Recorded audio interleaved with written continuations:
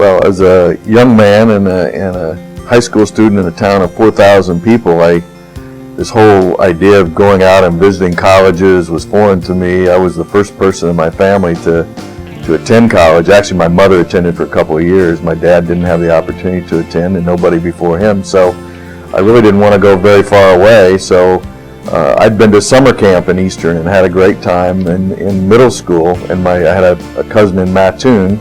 So we were familiar with Eastern, and that's the only school I applied to. And I applied and was accepted, and the story just goes on from there.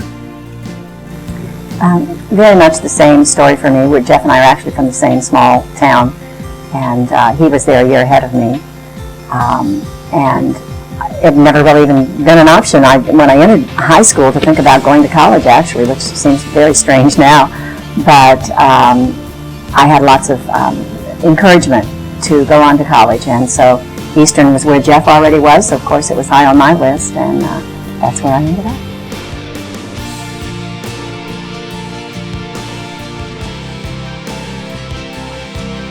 As I reflect on a particular memory of Eastern, I mean, there's so many, but I'll never forget my first day arriving at campus with my parents and them helping me move up to the room and unpacking the bags. And it was sort of a bittersweet time, yet I couldn't wait for them to leave. And as soon as they did, I meet my roommate and start meeting all the people in the hall. We were the first residents of Thomas Hall, so it was a brand new facility, and meeting dorm directors and just running around, being independent and free the first time in your life. It was great fun, a joyous time, and I'll always remember my first couple of days on campus. For me, Greek Week popped into my mind, and I think no matter how you feel about Greek or non-Greek, at Eastern at that time especially, it was a real forum for social gathering with a lot of people.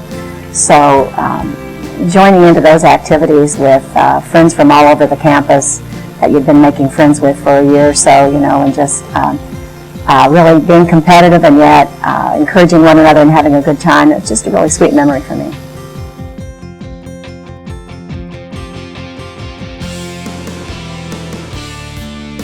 If I were to reflect on a particular staff or faculty member, it would be hard just to isolate one, but three come to mind that really have, I think, had a major impact on my life. And one was Dr. Bert Holly, and who taught law, and who's been involved in funding a scholarship in his honor of his name after he passed away. And Dr. Jim Giffen, who recently passed away, who was our management professor and was the head of the management department since I was a double major, marketing and management. And third, Tim Gover, who was our most recent president of the foundation, who taught me in my first management class as a graduate assistant. And Tim and I have become great friends again by getting re-engaged in the foundation. And for me, it was very much the whole department. They were just always there to support you, and you had questions to help you figure out exactly maybe what course to take next to get where you want to go. Just overall being very, very, very helpful in that way.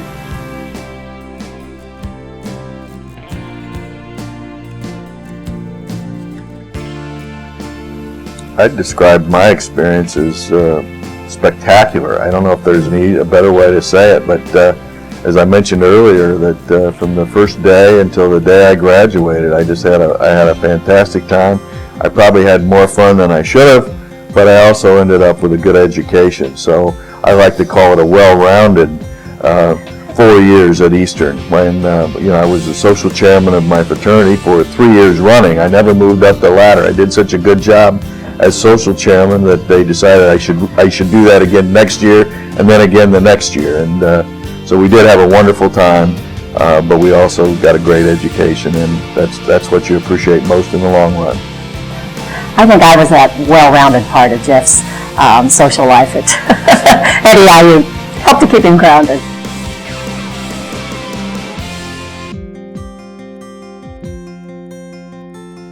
Since leaving Eastern, it was the middle of the Vietnam era, so we immediately, because of the draft, I enlisted to go to OCS. I wanted to be an officer rather than an enlisted man, and ended up at engineering OCS at Fort Belvoir, Virginia, and then became a tactical officer and trained officer candidates there, and ended up getting out of the service as well. at Fort Belvoir, which is a suburb of Washington, D.C. And we decided to look for work there. A city of 3 million people was easier to find a job than where I grew up, a town of 4,000. Since my dad didn't own any land and he didn't own the bank either, there weren't many opportunities for me going home. So Lila and I both stayed in Washington, D.C., and I started my career in the insurance business and moved up through the ranks in sales and sales management, and developed it into a financial planning business and firm. And we had our own firm for a number of years, which we partnered with an insurance company, and sold about 5 years ago when I retired and moved here to South Georgia. And it was a great ride. We served on many national boards with those organizations, and we knew how to operate in that venue because of the way we learned how to interact in college, frankly. When Jeff and I moved to Fairfax, Virginia, I had a business education degree from Eastern. The problem was that the school system was so well known that they really were not hiring teachers at the time. They were full. So I took my business education degree into a couple of really prestigious law firms in Washington, D.C., and worked there for many years before we had children. And that business background really did help me to function in that law firm quite well. And from there, I had children and dropped out from working for a while I raised the girls, and then went back and got my master's in psychology.